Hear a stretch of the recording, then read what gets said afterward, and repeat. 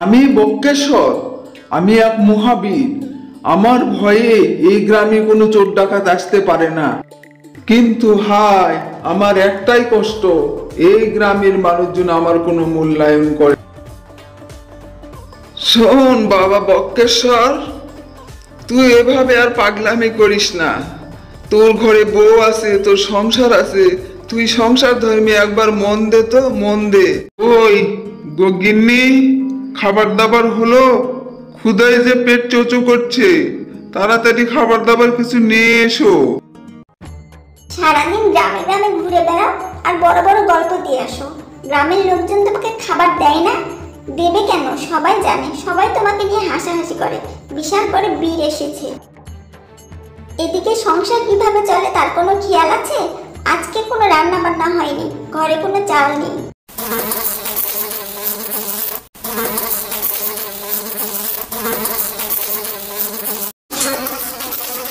না, মাছিগুলো খুব জ্বালাতন করছে। নে মর মর, নে মর, এবার মর মর। ইয়া ইয়া ইয়া, তোরা জানিস না আমি কত বড় বীর? তোরা জানিস না। হই হই, 3টা দত্ত মেরেছি, এখনই আমার তরবারে খোদাই করে রাখবো।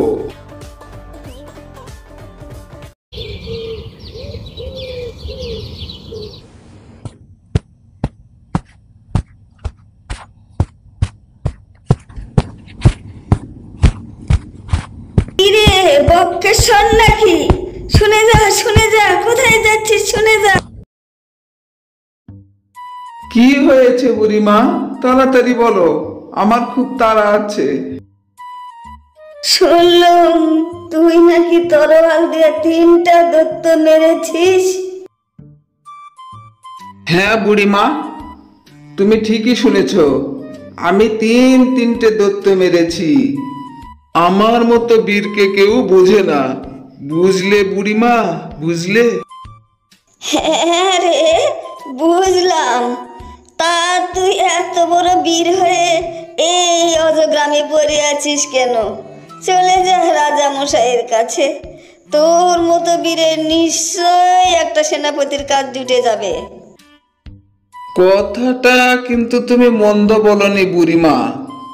হ্যাঁ, আমি তাই যাব ভাবছি। এই গ্রামে পড়ে থেকে আমার আর কি উন্নতি হবে বলো? এমন পাগলের এই গ্রামে না থাকাই ভালো। দূর হ।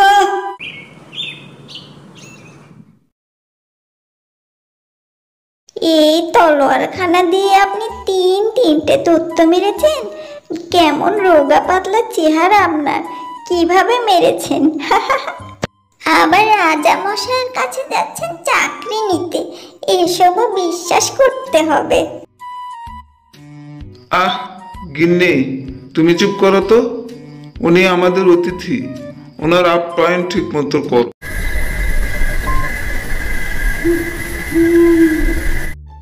সামনে অনেক বড় জঙ্গল, আশেপাশে তো কোনো বাড়ি দেখছি না। মনে হয় এই জঙ্গলে আজ রাত কাটাতে হবে।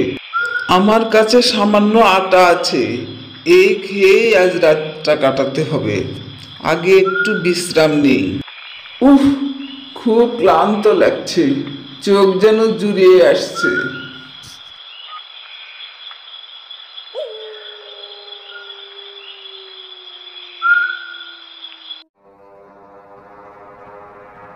আজকে মনে হয় আমাদের শিকারটা ভালোই হলো, তাই না? কি বলিস? হ্যাঁ, ওইখানে মনে হয় কেউ বসে আছে। তাই তো দেখছি। হ্যাঁ, ওইখানে বসে আছে তো।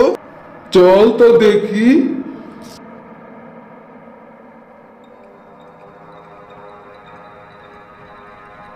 আরে, এ তো দেখছি তরোয়াল, চকচক করছে। আবার কি যেন লেখাও আছে। দেখি কি লেখা আছে। আমি এক বীর, আমি এই তরোয়ালখানা দিয়ে তিনটে দত্ত মেরেছি।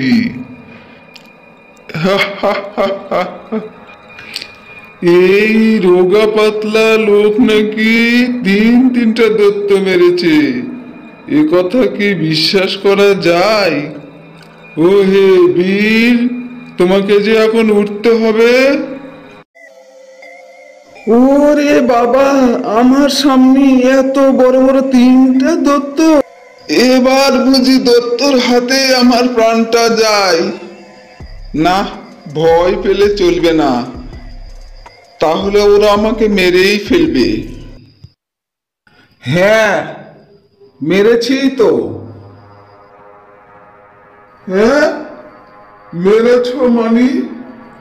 তাহলে তোমাকে আমরা একবার পরীক্ষা করে দেখতে চাই। আমরা দেখতে চাই তোমার গায়ে কতটুকু শক্তি আছে। এখন জোর দেখাবার সময় নাকি? সারাদিন খেটে খুটে একটু শুয়েছি, এখন তোমরা এসে কানের কাছে প্যান প্যান শুরু করেছ। এখন যাও, কাল সকালে গায়ের জোর দেখাবো। তোমাদের 7টা দত্তকে আমি একলাই শায়েস্তা করতে পারি, বুঝলে? না, এখনই আমরা তোমার গায়ের জোর বড় করে দেখতে চাই। দেখাও দেখি। বড় বিরক্ত করছিস তোরা। আমার কি ইচ্ছে করছে জানিস? ইচ্ছে করছে একটা ঘুষি মেরে তোদের মাথাগুলি ফাটিয়ে দিই।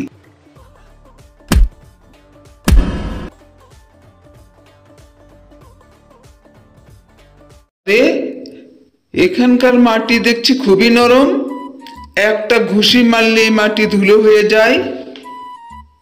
কিরে, আমার শক্তির পরিচয় পেলি তো? এবার যা এখান থেকে, আমাকে একটু ঘুমোতে দে। আমার সঙ্গে লড়তে চাইলে কাল সকালে আসিস, যা। না না, তোমার না, আপনার সঙ্গে আমরা লড়তে চাই না। আপনার শক্তির পরিচয় আমরা পেয়েছি। আপনি দয়া করে আমাদের বাড়িতে চলুন। তো মহা বিপদ! ওদের বাড়িতে গেলে আমি তো নিশ্চয়ই ধরা পড়ে যাব। ওখানে যাওয়া যাবে না। এখন আমি কোথাও যেতে পারবো না, আমার খুব ঘুম পেয়েছে। তোরা চলে যা, এবার আমি ঘুমোবো। দয়া করে চলুন প্রভু, আমাদের যে খুব বিপদ। কোথা থেকে একটা ভয়ঙ্কর বাঘ এসে এই এলাকায় খুব উৎপাত করছে, আমরা কিছুতেই মারতে পারছি না। আপনি তো মহাবীর, একটা বাঘ মারা আপনার কাছে ছেলে খেলা। হ্যাঁ, কোথায় সেই বাঘটা? আমি এক্ষুনি বাঘটা শিকার করতে চাই। তোরা এগিয়ে যা, আমি তলোয়ারখানা ধার দিয়ে এক্ষুনি এগোচ্ছি। বাপরে বাপ, কি ঝামেলায় পড়েছিলাম! বেটারা গেছে, আমি এক্ষুনি পালাই পালাই।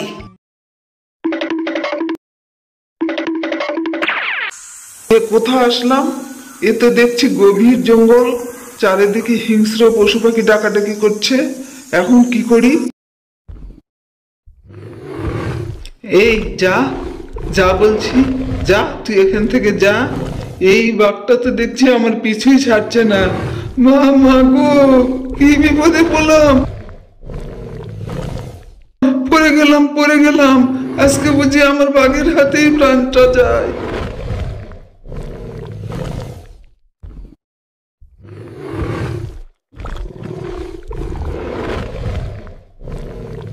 তোরা দেখ দেখ, ওই যে বাঘটা ছুটে আসছে। আজকে ওকে আমরা বাঘে পেয়েছি, ওকে আমাদের মারতেই হবে।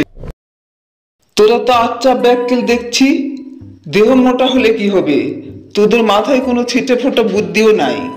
ভেবেছিলাম বাঘটাকে পোষ মানিয়ে ওটার পিঠে চড়ে বনে বনে ঘুরে বেড়াবো, কিন্তু তোদের বোকামিতে তা আর হলো না।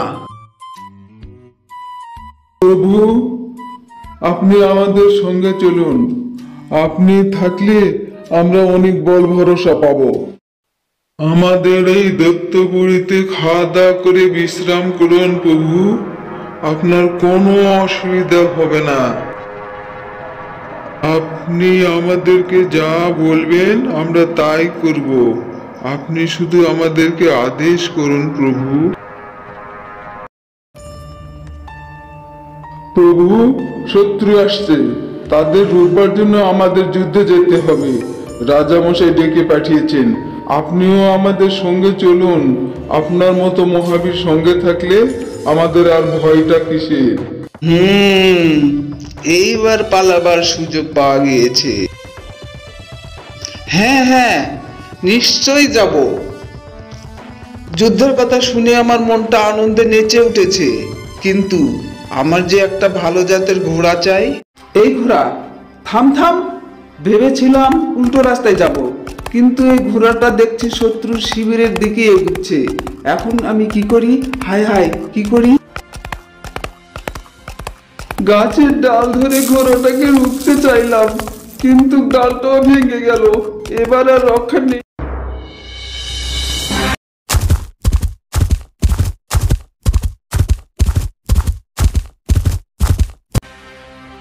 দেখো দেখো, একটা দানব গাছের বড় ডাল নিয়ে আমাদের দিকে ছুটে আসছে।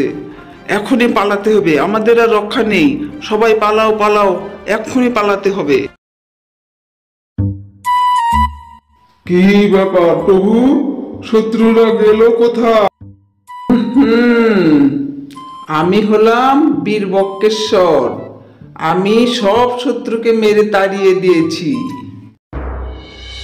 বীর বক্রেশ্বর, তোমার বীরত্বের সকল কথাই আমি দৈত্যদের কাছ থেকে শুনেছি। তোমাকে আজকে এখানে ডেকে আনা হয়েছে এক বিশেষ কারণে। তোমাকে আজ থেকে এ রাজ্যের সেনাপতি পদে নিযুক্ত করা হলো।